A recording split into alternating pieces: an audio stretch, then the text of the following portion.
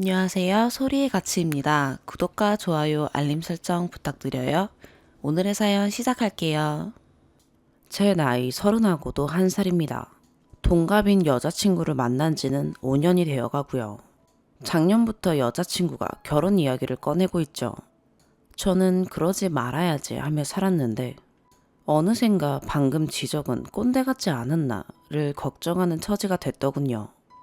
어린 시절 IMF로 가정에 흔들림이 있었기에 저는 철이 들 때부터 안정적인 직장에 작은 집, 작은 차 하나 사서 빚 없이 살다 가면 좋겠다고 생각했습니다. 저는 보수적인 편이라 저도 아버지처럼 제가 가정을 건사하고 싶었는데 예전처럼 밥만 먹고 살 게 아니고 양측 부모님 용돈도 드리고 해외여행 좋아하는 여자친구 여행도 보내주려면 안정적이지만 180만 원 벌이로는 그럴 수 없겠죠. 저도 여행을 좋아하지만 여자친구는 1년에 한 번 유럽은 꼭 갑니다. 주말에 일본도 가고 한 해에 3, 4번은 가는 편입니다. 제 직장은 세계적인 식품업계라 안정적이고 남녀 모두 정년 채우십니다. 육아휴직도 눈치 안 주고요. 처음 입사했을 때는 마냥 좋고 정년 보장이 당연시되는 분위기인 회사. 한 해에 8시 이후까지 야근한 게 손에 꼽는 업무 강도. 여가가 주어지는 삶에 행복했으나 결혼을 생각하니 작년부터 마음이 무거워지고 이 돈으로 어떻게 살아야 하나, 나 같은 사람은 혼자 사는 게 답인가, 지금이라도 놓아줘야 하나 고민하고 부모님께 말을 올리니 부모님 노후자금을 내줄 테니 너희가 달달이 70만 원 정도는 평생 보내라고 하셨습니다. 저희 부모님은 옛날 사람이셔서 연금 같은 걸 안 들으셨습니다. 그래서 저는 4억짜리 아파트 하나와 1층짜리 상가 하나를 받기로 하고 프로포즈를 감행했습니다. 제가 보수적이긴 하나 여자친구를 깔보는 것이 아니고 지난 5년간 아르바이트 해외여행 다시 아르바이트를 반복하고 나랑 결혼하면 자기 용돈은 어떠냐는 말에 전업주부를 해서 아끼던지 알바를 하며 살겠다는데 조금 회의적이고 나이 들어 언제까지 알바를 할 수는 없지 않습니까? 물론 제가 돈을 잘 벌었다면 이런 자존심 상하는 부탁도 안 했을 텐데 말이죠. 아무튼 프로포즈는 잘 됐습니다. 반응을 보니 제가 너무 늦게 한 건 아닌가, 너무 기다리게 한 건가 생각이 들 정도군요. 그런데 시간이 지나고 문제가 생겼습니다. 회사 근처 아파트가 10년 넘은 아파트라서 싫다고 하는 점과 현재 1층짜리 상가 하나가 떡볶이집인데 그 떡볶이집 체인을 승계받거나 김밥 체인점을 하자는 제 권유에 카페 하는 게 아니면 알바를 하고 말지 떡볶이집, 김밥집은 싫다고 하는 점입니다. 참고로 김밥 체인을 추천한 이유는 학교 앞이고 뒤에는 주택단지라 제가 임의로 판단했습니다. 그리고 아파트는 공동 명의로 하자는 점입니다. 제가 모은 돈으로 증여세를 내기로 했고 상가는 부모님 명의로 사서 저희가 임대받기로 했습니다. 저희 집도 보수적인데 제가 남자라는 이유만으로 아파트 해주고 상가 해주는 건데 부모님 걸 나름 공동 명의 돌린다고 하면 부모님이 좋아하시겠냐고 했습니다. 그리고 정 공동 명의가 하고 싶으면 혼수비용, 지분 분할해서 8대 2 명의, 9대 1 명의 하자니까 너무 계산적이라고 이제 보니 무섭다고 합니다. 제가 늘 칼퇴가 되는 직장이라 끝나고 같이 가게 일도 돕기로 하고 체인 관리에도 있어봤기 때문에 알바 쓰고 우리가 같이 합쳐 일하고 제 월급, 가게 매출에서 생활비랑 저희 부모님께 상가 관련 세금 70만 원 정도와 공동 저축을 빼고 남는 돈을 2분의 1 해서 각자 용돈으로 쓰자고 했더니 우리 부모님은 왜 각자 용돈에서 돈을 들이냐? 자기 부모만 부모냐? 왜 경제권을 자기가 가지냐? 나도 안 해본 알바가 없다 하며 크게 싸웠습니다. 저는 부모님 노후자금을 홀랑 받아 처먹은 거라 달에 70씩은 당연히 드려야 한다고 생각한 겁니다.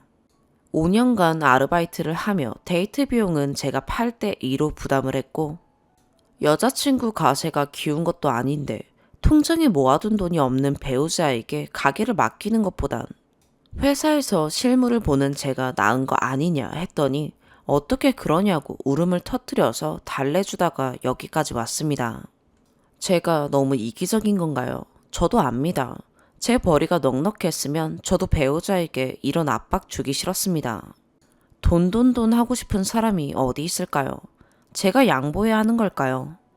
제가 양보하더라도 보수적인 남자라서 결국은 서로 힘들어질까요?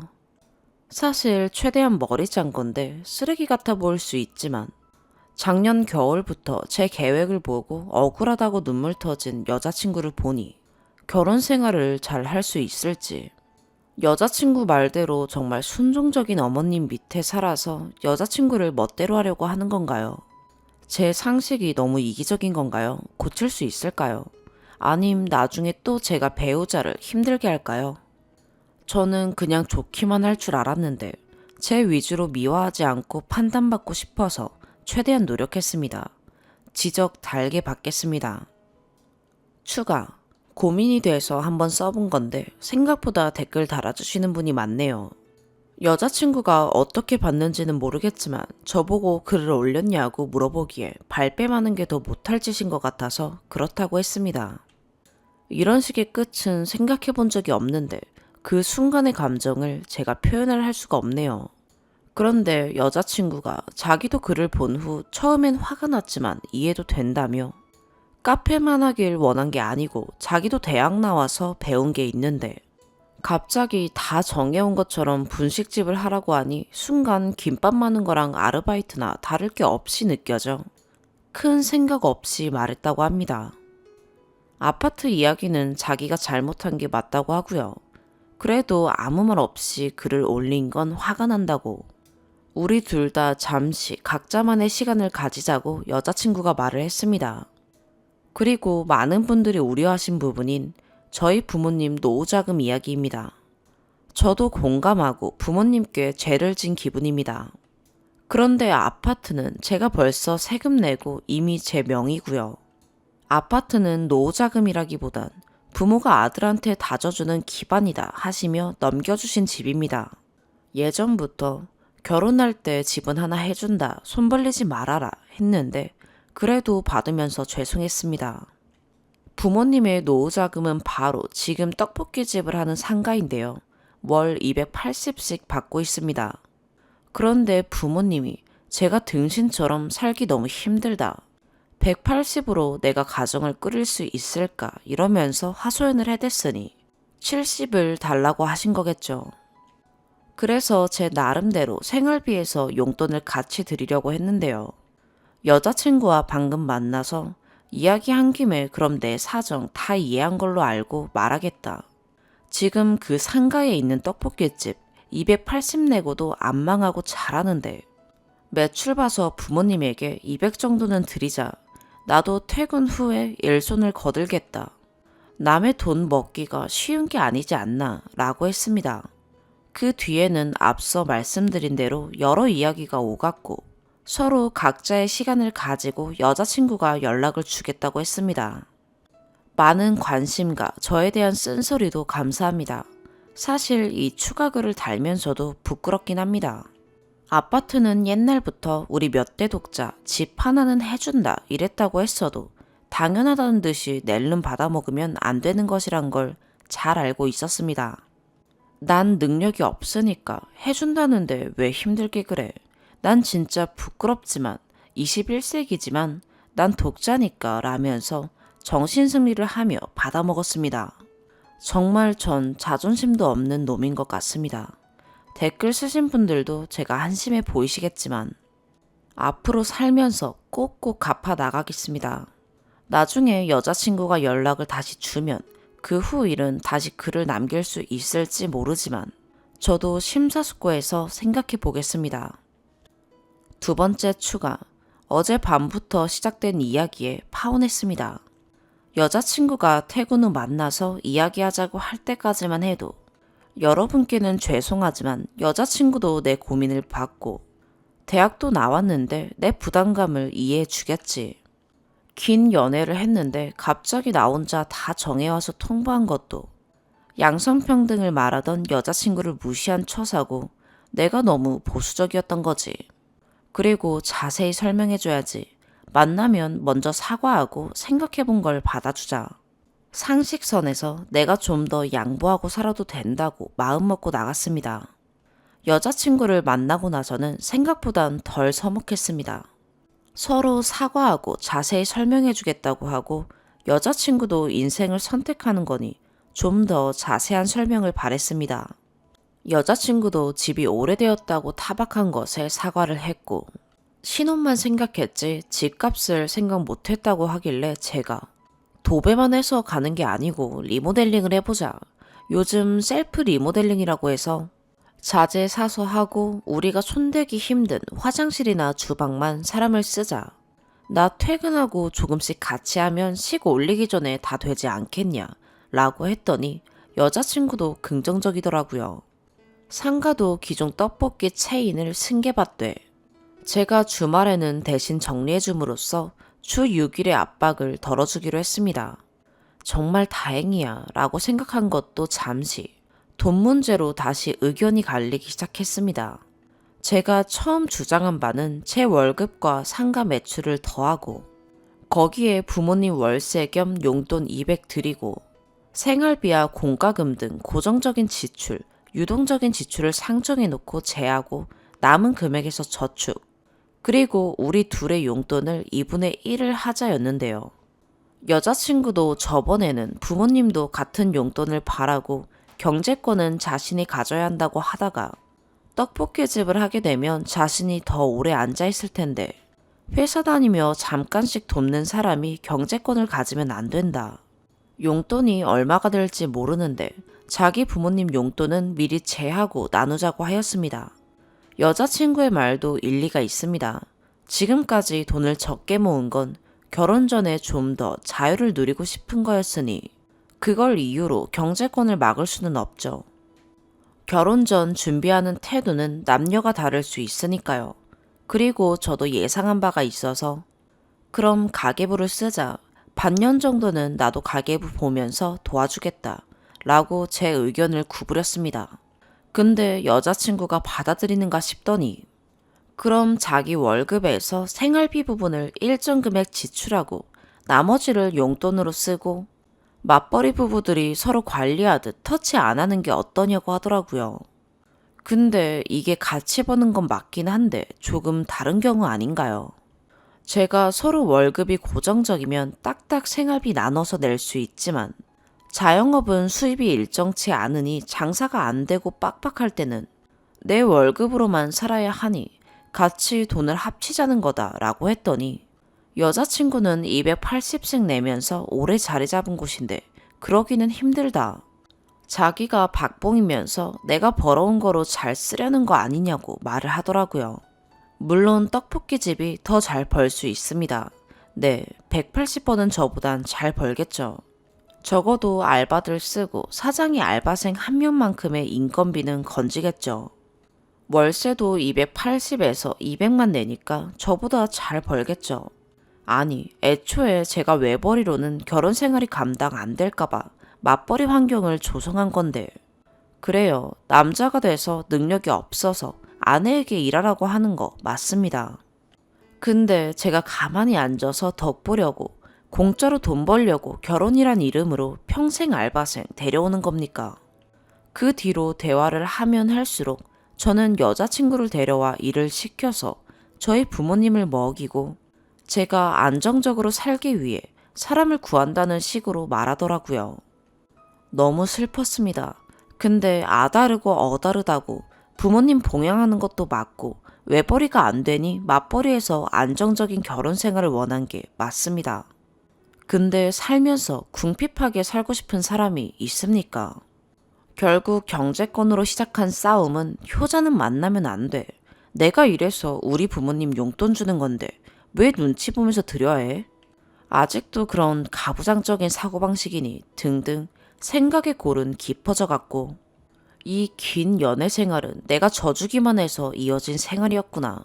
길게 만난 만큼 진지하게 서로 간의 미래를 함께 생각할 수 있는 시간도 길었을 텐데 우리는 그런 시간을 버려왔구나 등 많은 생각이 들고 이렇게 하면 슬픈 생각만 들 것 같아서 많이 사랑하기에 매달리는 심정으로 말했습니다. 요즘 양성평등 사회를 지향하고 앞으로 그렇게 변해가는 게 맞다. 그게 올바르고 서로 아껴줄 수 있는 길이다. 나도 그게 좋다는 걸 아는데 지금 우리는 부모님한테 경제적으로 도움을 많이 받고 있는 상태라 자기를 정말 사랑하지만 시월드에서 자유롭게 해준다는 약속은 현실적으로 불가능하다.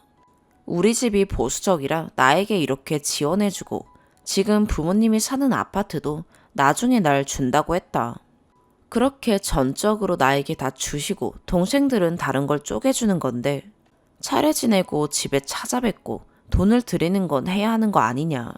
아무것도 안 하고 편하게 살기만 하는데 부모님이 날 무조건적으로 지지해 주시겠냐고. 정말 부모님이 들으시면 슬퍼하실 거다. 라고 눈물 흘리며 매달리고 생각을 바꿔달라고 한 것 같은데 잘 안 됐습니다. 잘 기억은 안 나지만 여자친구가 뭐라 말했었는데 저에게 양보하라는 말이었겠죠. 돈은 저희 집에서 다 해주는데 왜 모든 건 반반이어야 하는지. 우리 집에서는 그 꼴 보면 더 이상 지원이 없을 게 자명한데 왜 그걸 제가 가서 오랜 세월 살아온 그 시절에 맞게 살아온 사람들을 지금 저도 맞추지 못한 평등에 맞추도록 설득해야 하는지. 애초에 그런 평등이면 상가랑 아파트는 어떻게 받으라는 건지 사실 저는 이해가 안 됐습니다. 그리고 깨달았죠. 이건 정말 안 되는 거구나. 가족들에게 더는 부끄러워지지 말자. 이 일은 나 혼자만의 부끄러움으로 묻어버리자 라고 마음먹고 그럼 없던 일로 하자. 우리 이제 그만 만나자.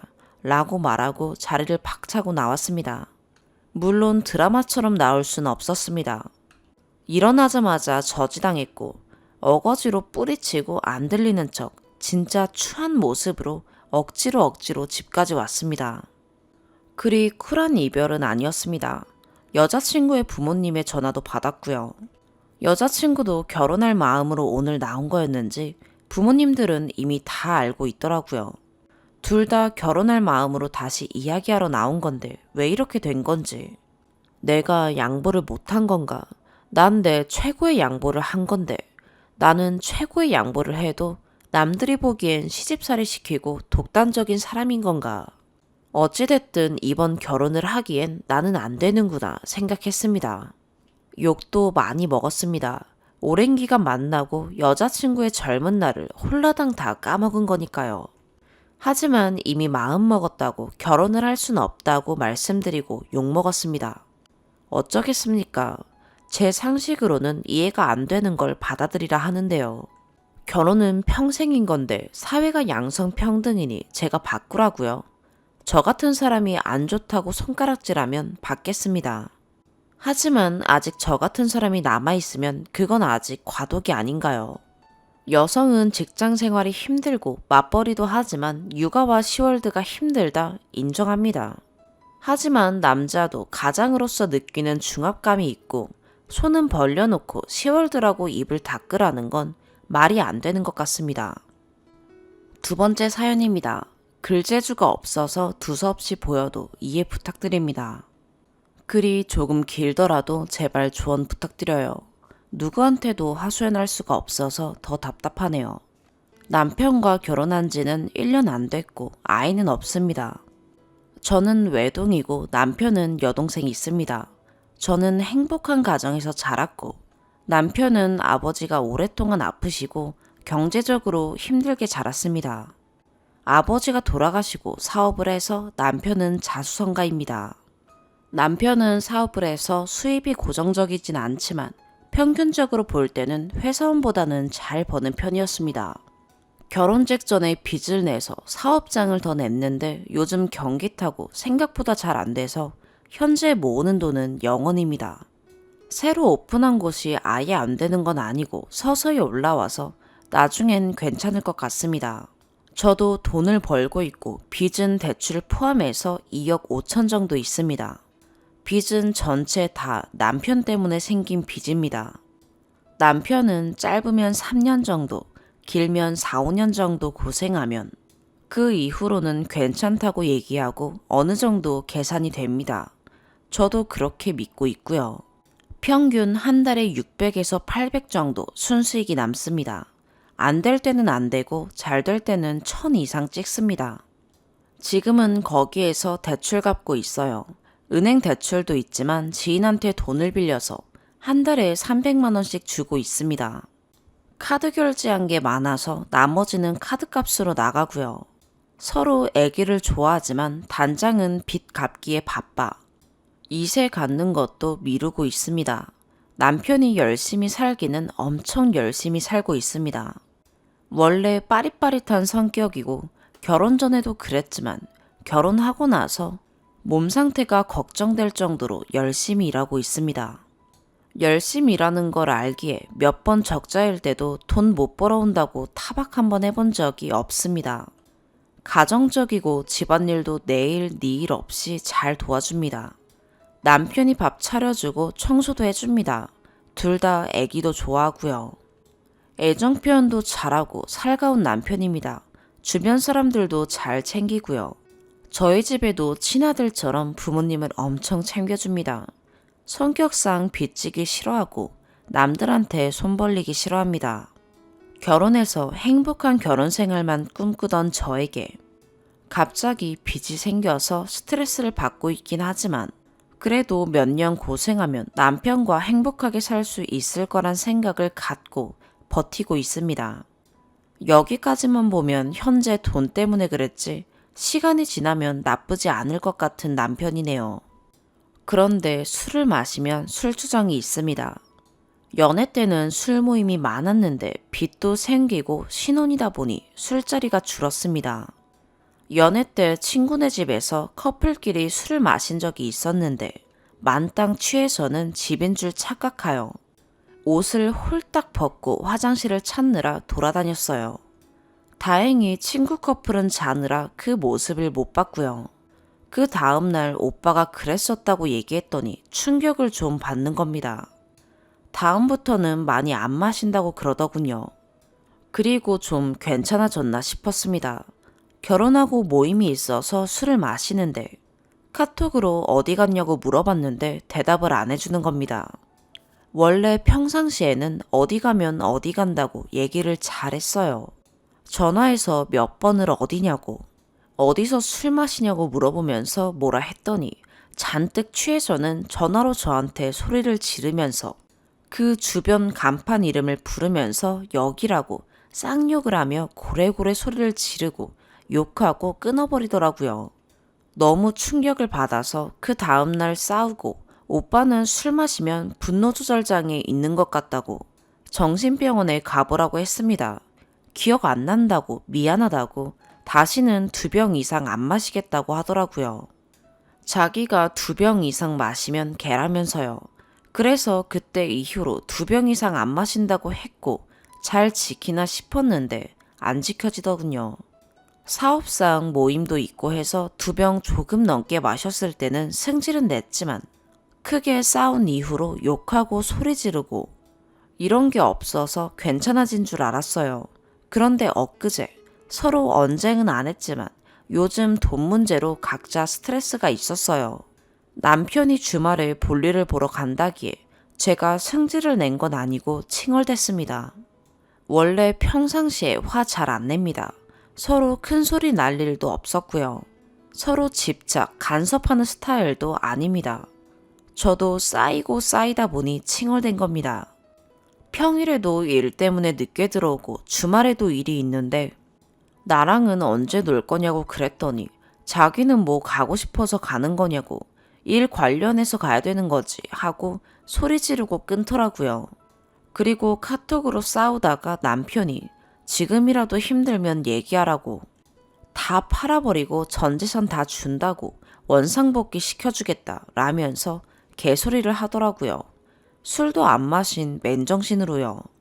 거기서 열받아서 내가 우습냐고 연애하는 것도 아니고 무슨 결혼이 애들 장난인 줄 아냐고 집 가서 얘기하자 하고 말을 끝냈습니다. 카톡으로 얘기하는 것보단 얼굴 보고 얘기하는 게 더 나으니까요. 그러고선 볼일을 보고 집에 갔는데 친구랑 거실에서 술을 마시고 있더라고요. 소주 4병에 캔맥주 8캔.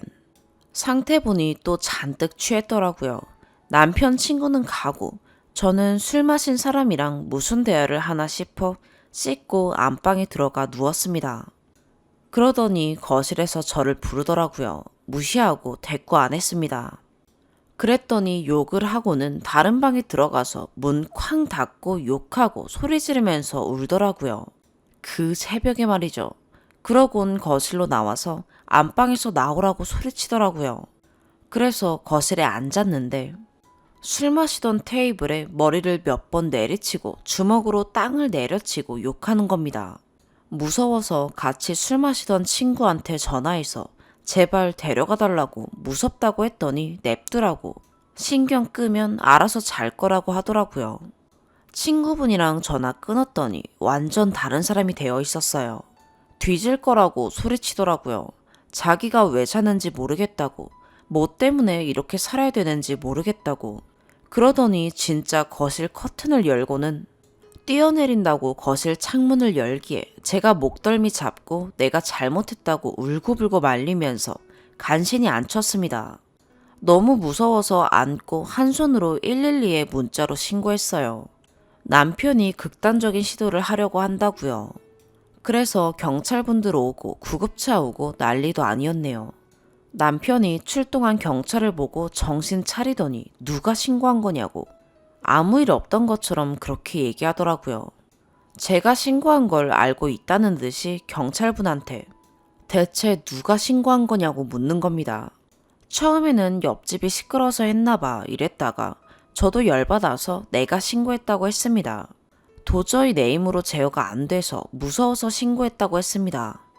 제가 손 떨고 그러고 있으니 경찰분이 들어오셔서 커튼 뜯어지고 문 열려 있는 거 보고 증거 사진 찍고 저를 안방으로 데려와서 어떻게 조치해줬으면 좋겠냐고 물으시더라고요. 그래서 술 깰 때까지만 파출소에 데려가 주실 수 있냐고 했습니다. 하지만 그건 안 된다고 하더라고요. 파출소는 임시로 있는 거지 자거나 그런 건 안 된다고요. 그래서 남편 사업장으로 데려다 달라고 부탁했습니다. 한바탕 소동이 끝나고 남편은 집 밖으로 쫓겨났습니다. 근데 카톡이 오더라고요. 어떻게 이럴 수 있냐고요. 그렇게 마무리된 게 새벽 3시였습니다. 그리고 그 다음날 아침에 집에 들어오더니 트렁크에 옷가지를 싸더라고요. 이렇게는 못 살겠다고 각자 사는 게 나을 것 같다면서요. 그래서 확실하게 말하고 나가라고 뭐 어쩌자는 거냐고 물어보니 각자 부모님께는 각자 알아서 얘기하자고 하더니 소파에 앉더라고요. 그대로 아무 얘기 안 하길래 저도 방으로 들어갔습니다. 꼴보기 싫어서요. 저는 집 들어와서 미안하다고 무릎 꿇고 사과라도 할 줄 알았습니다. 몇 시간 뒤에 둘이 앉아 제가 먼저 대화를 이끌었습니다. 오빠가 이혼할 거면 지금 확실히 얘기하고 정리하고 가라고. 그럼 나도 이혼하겠다고. 대체 왜 그랬냐고. 무서워서 같이 못 살겠다고. 내가 돈 때문에 오빠랑 못 살겠다고 했냐고. 나도 몇 년 고생할 거 알고 지내고 있고 살다 보면 다른 부부들도 다 싸우면서 산다고. 근데 우리는 평상시에 싸우지도 않다가 고작 한 번 돈 때문에 예민해진 상태에서 말다툼한 것 때문에 화나서 술 마시고는 그 난리를 치면서 소리 지르고 욕하는 게 말이 되는 거냐고.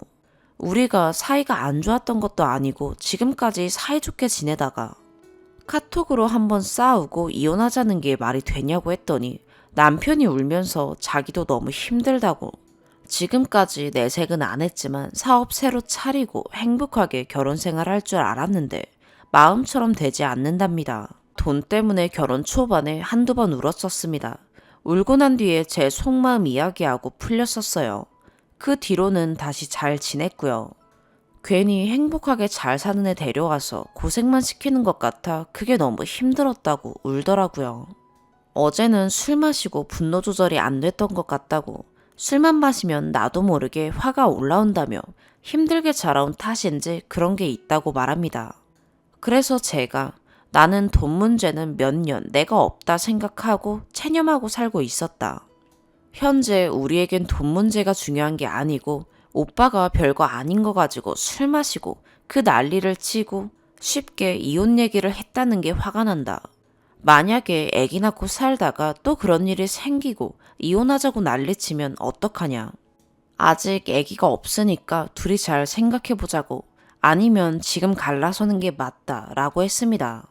그랬더니 다시는 술 안 마시겠다고, 술 끊겠다고 미안하다고 하더라고요. 자기가 앞으로 또 술 마시면 진짜 이혼해주겠다고. 술 마시고 분노 조절이 안 돼서 그런 것 같다는 겁니다. 그래서 정신병원에 같이 가서 치료받자고 했습니다. 치료받아야 하는 거라고요. 남편은 전에 가보려 해서 정신병원에 가봤는데 일을 쉬라고 한다고, 너무 힘들게 살아왔다고 했다고 안 간다네요. 술 끊으면 된다고 합니다.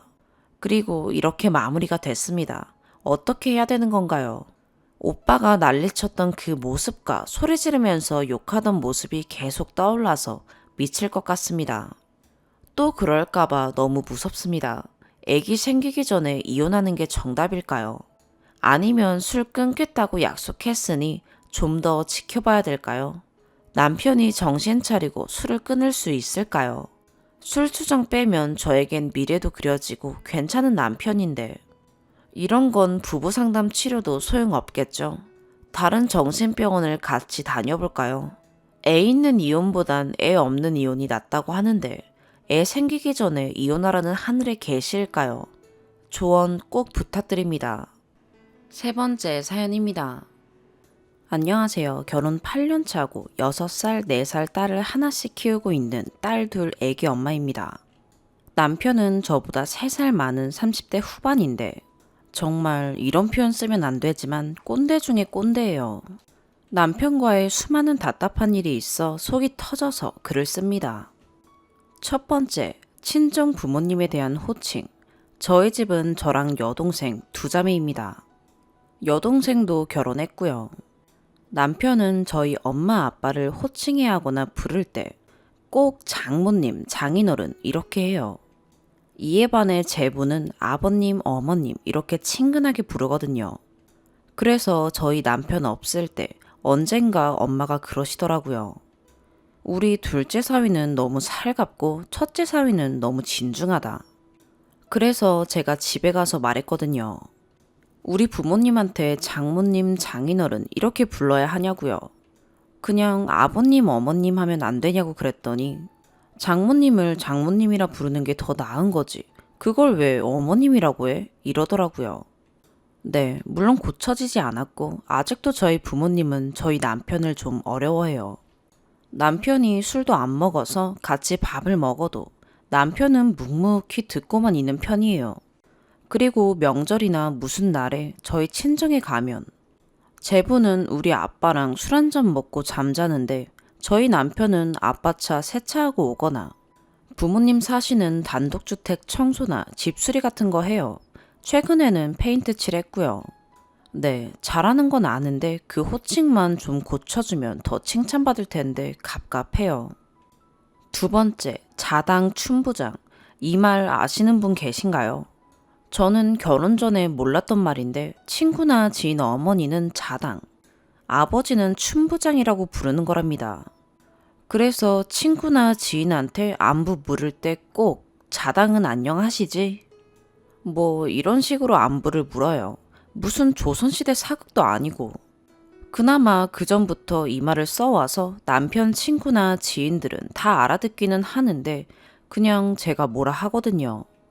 꼰대도 아니고 그냥 어머니 잘 지내시지? 이렇게 하는 게 좀 더 낫지 않겠냐고요. 그래도 안 고쳐집니다. 세 번째, 24절기. 남편은 24절기를 다 따집니다. 이번 주 수요일은 춘분이네. 벌써 춘분이야. 어쩐지 날이 좀 따뜻해지더라. 뭐 이런 식으로 말만 하면 좋죠. 동지면 팥죽은 기본이고, 단오되면 단오제 하는 곳 놀러 가는 것과 창포풀 사다가 집에서 머리도 감아요. 물론 제가 뭐라고 하죠. 요즘 나오는 샴푸가 100번 낫다고요. 그래도 꿋꿋이 감아요. 1년에 한 번 이런 날 아니면 언제 이런 거 해보냐고 하네요. 정월대보름에 나물 9가지 해서 밥 먹고 부럼. 부럼 다들 아시죠? 아는데 안 쓰는 말. 부럼도 까먹어요. 아무튼 1년 내내 자체 이벤트로 엄청 바쁜 사람입니다. 샴푸하니 생각나는데 남편은 다른 남자들은 한 달에 한 번 가는 미용실을 한 달에 2번 갑니다. 네 번째, 일본 불매. 이건 좀 뭐랄까, 정치적인 그런 걸로 보일 수 있어서 쓰긴 좀 그런데. 약간의 예를 들면 어떤 물건을 사려는데 그 물건이 일본 브랜드 쇼핑 쪽 물건이 더 싸도 그거 안 사요. 돈 더 줘도 다른 사이트 거 삽니다. 근데 그 사이트 택배가 일본 브랜드 택배 사면 또 안 삽니다. 물론 제조사가 일본이다. 예를 들어 카메라 등 브랜드가 일본밖에 없는 브랜드가 있으면 제품 성능이 떨어져도 국산 사는 사람입니다. 미칠 지경입니다. 애국 좋긴 한데 이런 방법이 맞나 싶네요. 그리고 운전하다가도 일본 차가 끼어들면 절대 안 비켜줍니다. 편의점 중에서도 일본 브랜드 편의점은 죽어도 거기 안 가요. 집 근처에 제일 가까운 게 일본 브랜드 편의점인데 꼭 길 건너에 있는 다른 편의점으로 갑니다. 그리고 요즘 중국하고도 관계 안 좋잖아요. 이러다 남편이 중국 불매까지 하면 무슨 일이 벌어질지 너무 걱정됩니다. 5번째, 청결. 이건 좋은 습관이긴 한데 연애할 때는 스킨십 하려고 하면 꼭 손을 닦고 오더라고요. 자기 손이 더러워서 이 손으로 제 볼 만지면 안 된다고 하면서요. 그때는 콩깍지가 씌어서 날 아껴주는구나 했어요. 물론 코로나 시국에 손 많이 씻으면 좋죠. 덕분에 애들도 남편 따라 손 잘 씻거든요. 문제는 밤에 잠자리 하고 나서 너무 빨리 샤워하러 가요. 결혼 8년 차니 뭐 사랑한다 이런 말까지는 못 들어도 무슨 몸에 뭐 묻은 사람 마냥 한 번 안아주고 나서 먼저 씻으러 가면 제 기분이 참 묘해집니다. 그리고 남편 특징 중에 하나인데 이건 저한테는 이득인 습관입니다. 밤에 자기 전에 집에 쓰레기 있는 꼴을 못 봅니다. 저녁 먹고 애들 씻기고 재우고 자기 직전에 집안 쓰레기 싹 버리고 옵니다. 종량제 봉투 가득 안 차고 3분의 1만 차도 그냥 버려요. 그래서 저희 집은 10리터짜리 봉투만 씁니다. 음식물 쓰레기도 재활용도 다 한밤중에 자기 전에 꼭 버리고 옵니다. 뭐 안 씻고 속옷도 잘 안 갈아입는 남편들 얘기 듣다 보면 이건 좋긴 한데 유난스러워서 말이죠. 6번째, 규칙적인 생활. 이건 진짜 제가 제일 못 참는 겁니다.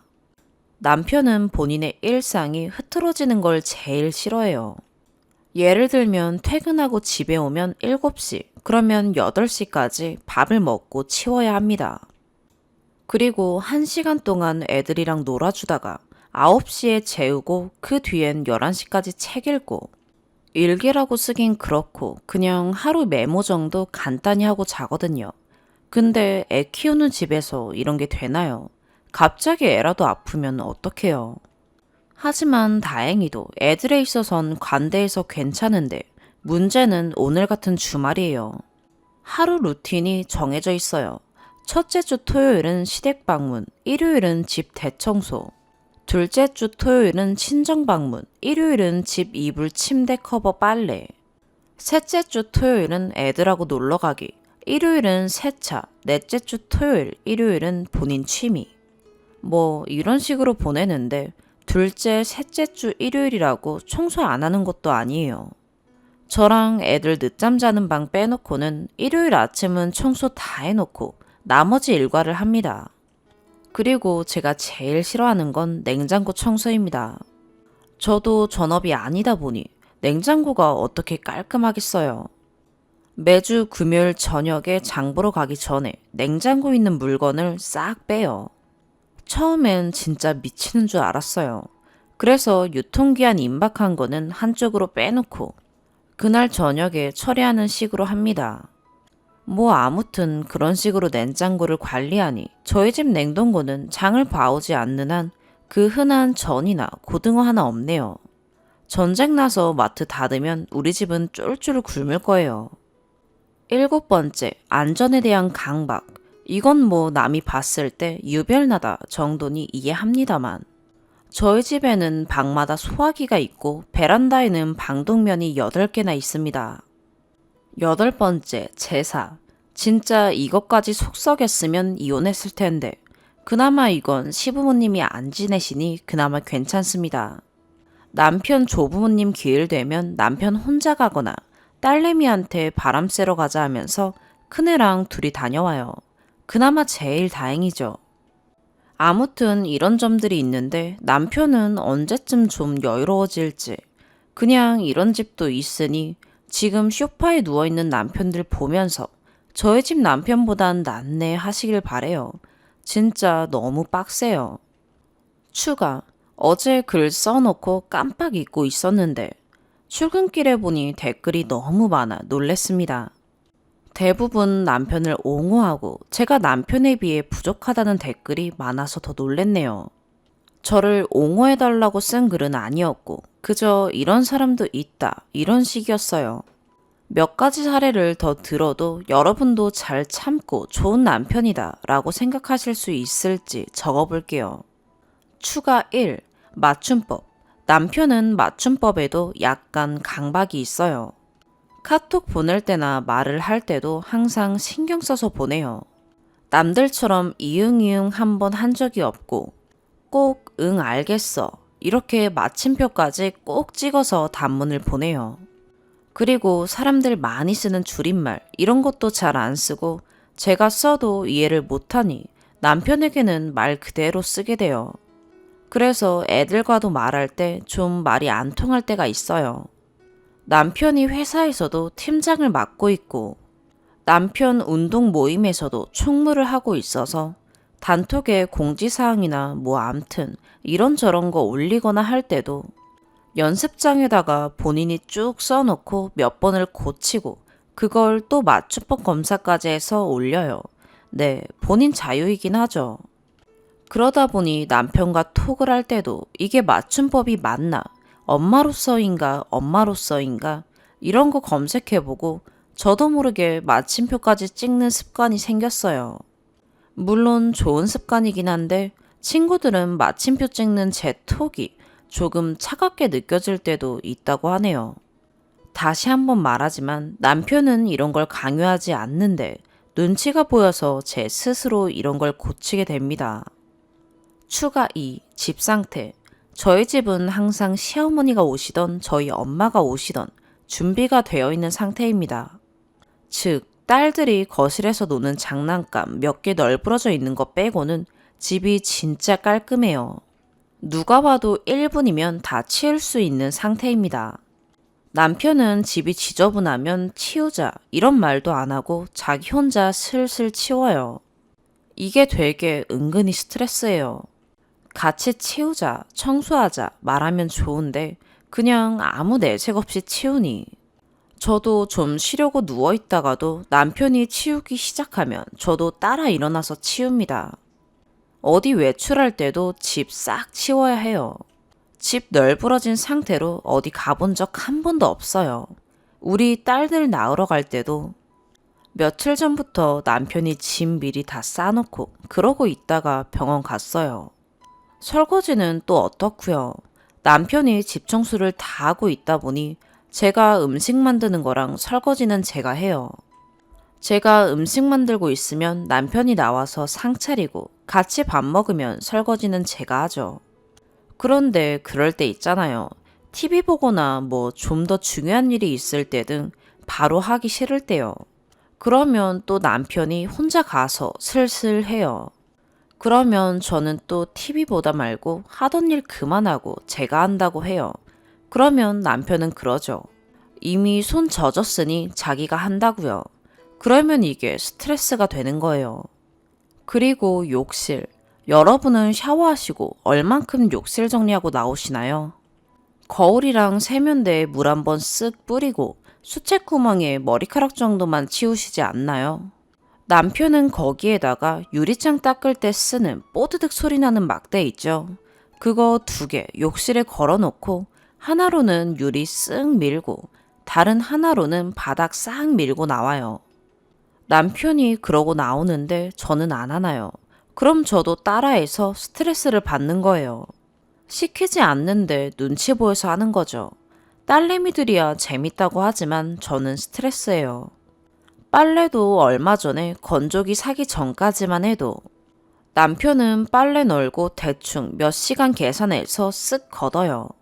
일요일 아침에 세탁기 돌려서 오후에 걷고 본인 와이셔츠 다리미로 다려놓고 구두 닦는 게 남편의 일요일 오후 루틴 중에 하나입니다. 절대로 어떤 경우에도 빨래가 건조대에서 1박 2일을 지낸 적이 없습니다. 추가 3. 자당, 춘부장을 넘어선 어휘력과 상식. 이건 남편이 책을 너무 많이 읽어서 그런 거라 좋은 거긴 한데 줄임말과 유행어를 모르는 대신 남편은 진짜 모르는 옛날 말이 없어요. 유아인 씨 나왔던 영화에서 어이가 없네. 이거 다들 알고 계셨었나요? 네, 저는 알고 있었어요.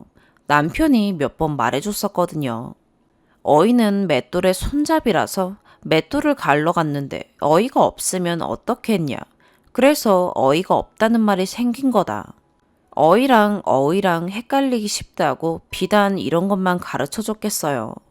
TV 예능에서 사자성어 나오면 이건 이런 뜻이고 이런 상황에서 비롯된 거라고 제가 물어볼 때만 알려주긴 하는데 진짜 모르는 게 없어요. 그리고 국사랑 세계사를 제일 좋아하는 사람이에요. 저는 빗살무늬 토기에서 국사를 접었는데 남편은 국사랑 세계사를 섞어서 잘 알고 있어요. 근데 솔직히 미대 나오신 분들, 빗살무늬 토기의 빗살이 그렇게 중요한 디자인인가요? 개인적으로 궁금해서요. 왜 아관 파천이 일어났는지 단순히 이모곤란 때문이 아니었다. 뭐 이런 식이에요. 저도 하도 듣다 보니 이런 거 대충은 알아듣네요. 나중에 우리 딸들 국사시험 공부는 걱정 안 해도 될 정도예요. 남편은 우리나라 국사 교육에 대해서도 말을 잘해요. 진짜 우리 아빠랑 제부랑 밥 먹을 때 정치 얘기, 근대사 얘기에도 입 다물고 있다가 저랑만 있으면 이야기를 잘하는데 우리나라 국사 교육의 문제는 바로 국사시험범이라고 해요. 1학기 중간고사는 기껏해야 삼국시대, 1학기 기말고사는 발해랑 고려, 2학기 중간고사는 조선 전기, 2학기 기말고사는 조선 후기 고종 때 대충 이런 식으로 배우니 정작 배워야 할 일제강점기 및 해방 이후에 대해서 사람들이 잘 모른다고 해요. 근대사 과목을 신설해야 한다고 열변을 토해요.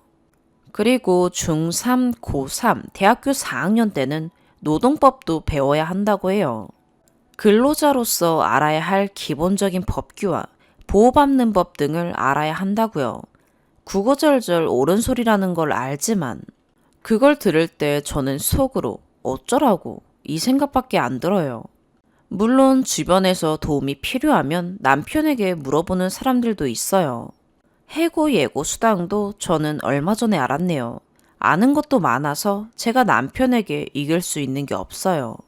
이기고 싶은 게 아니라 저도 좀 숨쉬고 여유롭게 살고 싶은데 선생님하고 같이 사는 그런 기분이 들 때도 있어요. 더 쓰고 싶은데 저도 직장인이라 눈치가 보여서 이만 쓰고 갈게요. 댓글 못 달아드려 죄송합니다만 이런 남편과 사는 것도 쉽지는 않습니다. 차라리 약간 널널하고 지저분한 사람을 제가 치워가면서 사는 게 스트레스는 훨씬 덜 받을 것 같아요. 모두 맛점하세요. 남편 따라 마침표 찍는 제가 참 웃기네요. 네 번째 사연입니다. 안녕하세요. 종종 판을 보는 30대 아줌마예요. 좀 전에 애 아빠랑 다투고 남편은 집 나갔는데 도저히 말이 안 통해서 다른 분들 이야기 들어보려고요. 남의 이야기 귀 닫고 안 듣는 사람이지만 여차하면 보여주려고요. 큰 애가 초등 3학년 10살이에요. 애 아빠는 군인이었어요. 근데 전역한 지 몇 년이 흘렀는데 아직도 명령조 딱딱한 군대 말투예요. 저한텐 싸울 때 아니면 평소에 다정하게 말하는데 애한테만 그래요. 한땐 애가 밥 먹다 흘리면 하면서 아이를 흘겨보고 애가 핸드폰 하다가 혼잣말하면 땡땡이 조용히 해. 혼자 말하는 거 아니야. 알겠어? 말투는 꼭 군대에서 간부가 병사들 훈계할 때 말투를 써요. 애가 앞머리가 길어서 이마가 간지러워 한동안 앞머리를 손으로 넘겼는데 기집애 같다고 하지 말라 그러고, 애가 다리를 옆으로 하고 앉으면 아빠 다리하고 허리 펴고 앉으라고 잔소리해요. 정작 본인은 거의 대부분을 누워 있어요. 애 아빠 야간하는 날 자고 있을 때 제가 가끔 방에 가서 폰을 하라고 그러거든요. 그럼 애 아빠가 자다 일어나서 그걸 보고 애한테 또 땡땡이 누가 핸드폰 하래? 어? 이러고 그냥 사사건건 아이 행동을 모두 나쁘게만 보는 것 같아요. 한마디로 잔소리 및 지적은 많이, 칭찬은 인색하게 이런 사람이에요. 그런데 정작 본인은 뭐가 잘못된 건지, 자기 말투가 도대체 뭐가 문제인지 몰라요. 둘째는 아직 10개월 애기라서 이뻐라 하는데, 둘째한테도 벌써부터 크기만 해라, 크면 몽둥이 든다 이러질 않나. 큰애는 클수록 아빠 앞에서 말을 안 해요. 밖에 나가면 친구들 리드하며 목소리도 크고 잘 노는데 아빠 앞에선 말을 잘 못해요. 큰 소리로 말도 못해요. 애가 커가면서 이러한 문제로 부부싸움이 더 커지니까 그냥 애랑 애 아빠랑 덜 마주치게 해요. 주말 금토는 외할머니 집에 가서 자라 그랬고, 평일에도 9시에 자는데 8시까지 할머니 집 가서 놀다 오고 그래요. 애는 학교를 마치던 놀다 집에 오던 늘 저만 보면 제일 먼저 하는 말이 아빠 있어? 아빠 언제 와? 이거예요. 얼마 전에는 학교 공부방 마치고 돌아와서는 엄마, 내 친구들은 아빠한테 허락 안 받고 핸드폰 한대. 나는 못 하는데. 이러더라고요. 저는 오냐오냐 하는 스타일은 아니에요. 하지만 학교 가는 아침에는 아이 때문에 화가 나도 그날 하루가 처질까봐 웬만하면 참아줘요. 작은 몸으로 무거운 가방 드는 것도 안쓰럽고, 공부 끝나고 집에 오면 좀 쉬고, 하고 싶은 핸드폰, 컴퓨터도 하게 해주고 싶고요. 근데 애 아빠는 난 학교 다닐 때 30분 거리를 무거운 가방 들고 혼자 갔다. 쟤는 왜 못하냐? 그래요. 전 내가 어릴 때 그렇게 자라왔다고 해서 내 자식도 그래야 하나. 내가 데리러 갈 수 있는 여건이 되면 학교를 같이 해줄 수도 있는 거고 가방도 들어줄 수 있는 거 아닌가 싶어요. 애아빠 비위 맞추며 자기야 땡땡이 심심할 텐데 폰 좀 시켜줘라. 자기야 땡땡이 손잡고 마트 좀 다녀와라. 항상 부탁해요. 아이랑 가까워지라고요. 애아빠가 애한테 뭐라 하면 아이한테는 아빠가 널 사랑해서 잘 크길 바래서 그러시는 거야. 아빠는 우리 땡땡이 사랑해. 알겠지? 하고 다독여주는 것도 제 일이에요. 중간에서 애아빠 눈치 보라. 애 신경 쓰랴. 이제 지쳐요. 정말 힘들어요. 오늘도 애아빠 퇴근하고 큰애는 놀러 갔고 애아빠 기분도 좋아 보여. 애아빠랑 저녁 먹으면서 반주하는데 옆에 앉아 이야기를 했어요. 나는 자기가 큰애랑 사이좋은 부자가 됐으면 좋겠다. 다른 집 애들은 아빠한테 존댓말 하면서도 아빠한테 할 말 다 하고 장난도 치고 재미나게 지내지 않느냐. 자기도 땡땡이랑 그렇게 지냈으면 좋겠다. 이런 얘기를 했더니 표정이 안 좋아지면서 내가 못한 게 뭐냐고 잘하고 있지 않냐고 하네요. 제가 다른 사람들이 당신이랑 큰애 사이 보고 뭐라 하겠냐. 다정한 맛도 없고 애한테 지적만 하는데. 그랬더니 다른 사람들을 왜 신경 쓰냐고 난리네요. 저러다 애 커서 사춘기 되면 당신한테 대들거나 엇나가면 어쩌냐니까 그럴 일 절대 없대요. 당신이 어떻게 확신하냐니까 일어나지도 않은 미래 일을 왜 지금 걱정하냐고 내가 뭘 잘못했냐고 하네요. 잘못했다고 하는 말이 아니라 잘 살아보자고. 당신이 부족한 부분에 대해서 이렇게 해보자고 이야기를 하는 거였다. 기분 나빴다면 미안하다. 그치만 그 뜻은 아니었다. 당신은 다른 사람들 돈이나 직업에 대한 말은 그렇게 잘 들으면서 왜 내가 애들 문제로 하는 말은 제대로 듣지도 않고 먼 미래 이야기라고 지금 걱정하지 말라고 그러냐. 저러다 애 엇나가면 우리가 잘 살 수 있겠냐. 당신이 어른이고 아빠니까 조금만 아이를 이해하고 다른 아빠들처럼 조금만 다정해 줄 수 없냐. 이렇게 따지니 끝까지 자기가 뭘 잘못했냐고만 하네요. 결국 언성이 높아지고 애아빠는 저랑 안 살겠다고 화내면서 쌍시옷 들어가는 욕을 제게 퍼부으며 나갈 준비를 하더라고요. 그러면서 저보고 돈을 막 쓰네, 사고 싶은 걸 다 사네 하면서 별 그지 같은 말들을 했어요. 참 진짜 대체 내가 뭘 막 쓴다는 건지. 경제적인 이야기도 하자면 끝이 없어서 제목에 맞는 이야기만 할게요. 싸우면 입버릇처럼 헤어지자 그러고 집 나가니 저도 이제 지쳐요. 애아빠 나가고 제 지갑 보니 월급 들어오는 통장, 체크카드 들고 나갔네요. 돈 얘기하더니 네가 얼마나 잘 사나 두고 보자 하고는 돈 들어있는 카드 들고 나가버리네요. 싸우기만 하면 저렇게 내 돈 하면서 카드 들고 나가요. 내일 비 온다 그래서 큰애 학교도 멀어서 차량으로 등교시키려 했는데 돈 들고 나가서 택시도 못 타고 아침부터 친정엄마한테 차 빌리러 가야 할 것 같네요. 다른 아빠들도 아들들한테 이렇게 하나요? 저희 남편이 지금 잘하고 있는 건데 제가 쓸데없는 걱정을 하는 걸까요? 5번째 사연입니다. 안녕하세요. 결혼 2년차 조금 넘긴 기혼남입니다. 다름이 아니고 아내가 하는 행동에 대해서 얘기를 하고 싶어서 글을 씁니다. 정말 주관적인 감정 없이 사실을 기초로 적어볼게요. 그리고 이건 제가 아내에게 서운한 점만 적은 거고 아내가 저한테 서운한 점은 이유 적어보겠습니다. 일단 아내 친구들부터 얘기해야 할 것 같아요. 아내는 대기업에 다니는데 특히 남자 동기 3명과 엄청 친했어요. 결혼 전부터요.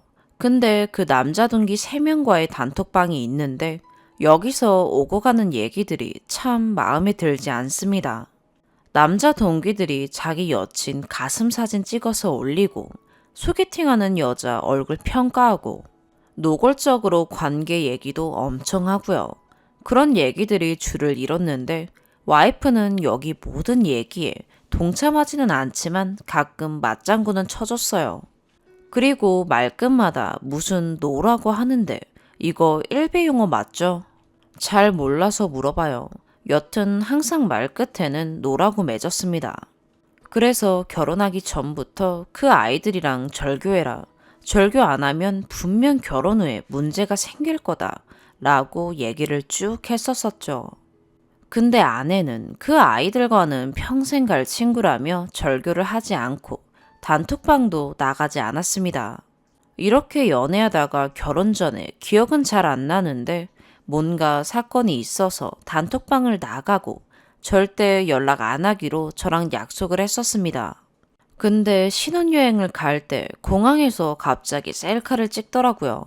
그래서 누구한테 보여주려고 하냐면서 카톡을 봤는데 그 동기 3명의 카톡방에 그 사진을 보낸 겁니다. 단톡방 이름도 이상하게 바꾸고요. 그 자리에서 대판 싸웠죠. 이번에도 연락 안 하겠다고 하고 넘어갔습니다. 신혼여행 갔다 오고도 별일 없다가 이번에도 문제가 생겼습니다. 회사 끝나고 대학 선배 만난다고 좀 늦는다고 해서 그러라고 했죠. 그런데 밤 12시가 지나도록 연락이 없는 겁니다. 그래서 만난다는 식당에 찾아가 봤는데 문은 닫혔고 눈이 와서 밖은 춥고 연락도 안 되고 회사부터 집 가는 도로에서 자고 있나 싶어서 몇 번이나 왔다 갔다 하면서 엄청 찾다가 도저히 안 돼서 집에 가면서 실종 신고를 했어요. 그런데 집 앞 경찰서에서 연락이 왔어요. 택시에다가 토했다고요. 경찰서 가서 택시를 마무리 짓고 기분이 쎄해서 아내 핸드폰을 봤죠. 그 동기 3명과 술을 마신 겁니다. 또 엄청 싸웠어요. 이번에도 연락 안 하겠다고 하고 넘어갔습니다. 그렇게 또 시간이 흘러가서 봄쯤에 와이프 생일 주간에 대학생 후배들이랑 MT를 다녀온답니다. 대학생 후배들은 저도 결혼 전후로 봐왔던 사이기 때문에 갔다 오라고 했죠. 이때는 몰랐습니다. 다들 예상했다시피 그 동기 3명과 MT를 다녀온 것입니다. 어떻게 알았냐면 제가 아내 MT 갔다 온 이후에 이틀 워크숍을 갔는데 아내가 대학교 후배랑 집 앞에서 술 한잔 한다고 합디다. 그래서 가라고 했죠. 그런데 또 연락이 되질 않는 겁니다. 술집에 전화해서 아내 찾아서 바꿔달라고 했고 아내는 집에 간다고 했어요. 그리고 아내한테 대학교 후배 바꿔달라고 했죠. 그래서 바꿔줬는데 제가 아는 대학교 후배 목소리가 아니었던 거예요. 기분이 쎄했죠. 일단 아내는 제가 워크샵에 나와 있어서 장인어른한테 전화해서 집에 데려다 달라고 하고 그 대학교 후배한테는 욕 한 사발 해주고 워크샵에서 왔습니다. 오자마자 아내 카톡 확인했습니다. MT에서 그 동기 3명이랑 활짝 웃으면서 사진을 엄청 찍었더라고요. 그때가 생일이라 카톡 프로필 사진에도 그 동기 3명과 같이 간 MT에서 만든 초코파이 케이크에 초를 꽂은 사진을 올려놨었어요. 나중에 생각하니까 피가 거꾸로 쏟더라고요. 이혼하느니 마느니 하면서 대판 싸웠습니다. 일단 1년간의 유예기간을 준다고 했습니다. 이번에도 또 넘어갔습니다. 이제는 진짜 중요한 얘기입니다. 사실만을 얘기할게요. 일단 아내는 MT를 갔다가 온 날 저와 잠자리를 요구했습니다. 저는 자다가 깨서 거절을 하였지요. 이후 열흘 정도 후에 잠자리를 가졌습니다. 애가 생겼습니다. 근데 날짜를 계산해보면 너무 애매한 거예요. 제 아이가 맞을 확률이 높긴 높은데 확률이 높은 뿐인 거죠. 다 얘기를 했습니다. 내 아이가 아닐 가능성도 있다고요. 나중에 친자 확인하겠다고요. 그러다 이번에 아내가 결혼식을 갔다 와서 설거지도 안 하고 집안 청소도 안 했다고 엄청 화를 내는 겁니다. 전 애를 보느라 못했다고 했죠. 그래도 자기는 애 보면서 집안일 다 한다 라고 하더라고요. 솔직히 말해서 집안일 7, 80%는 제가 다 했습니다. 100일까지 손에 물 묻히면 안 된다고 하고 무거운 것도 들면 안 된다고 해서요. 아내가 집안일 하는 건 자기가 먹은 설거지 몇 개, 빨래 넣는 거, 부직포로 거실 한 바퀴 도는 거 그 정도예요. 뭐 이건 개인 시각차가 있겠죠. 이건 중요하지 않습니다. 저는 그 말을 듣고 너무 화가 나서 회사 가려고 가방 들고 나왔는데 아내가 설거지 해놓고 가라고 쫓아 나오더라고요. 그래서 집에 가서 설거지랑 방 닦고 회사 가는데 전화가 왔습니다. 이혼하자고 설거지 안 하는 남자랑 못 살겠다고 애는 저보고 보라고요. 일단 알았다고 하고 회사 왔는데 카톡을 하더라고요. 뭐 제가 게으르다는 내용이 절반이었어요. 그리고 아이에 관해서 한 얘기가 있는데 평일 돌아오는 대로 고아원 보낼 거라고 하더라고요. 그래서 전 절대 얘한테는 아기 맡기지 말아야겠다고 생각했죠. 그래서 회사에서 밤새고 아침에 집에 가서 애 뺏어서 재우고 저희 부모님 집에 가려고 짐 싸고 있는데 자기가 애를 키울 거라고 고아원 안 보낼 거라고 하더라고요. 애를 협박 도구로 쓴 게 어이가 없더라고요. 그렇게 실랑이를 하다가 자기가 애 밥 먹인다고 해서 제가 분유 먹인다고 해도 안 된다고 하면서 아기를 데리고 가더라고요. 이렇게 일단 지금까지의 사건 내용입니다. 어떻게 생각하시나요? 일단 저는 친자를 떠나서 아이 낳고 너무 귀엽고 예뻐서 내 아이가 아니고를 떠나서 무조건 내가 키워야겠다는 생각은 하고 있어요. 오늘의 사연 여기까지입니다. 구독과 좋아요, 알림 설정 부탁드려요. 시청해주셔서 감사합니다.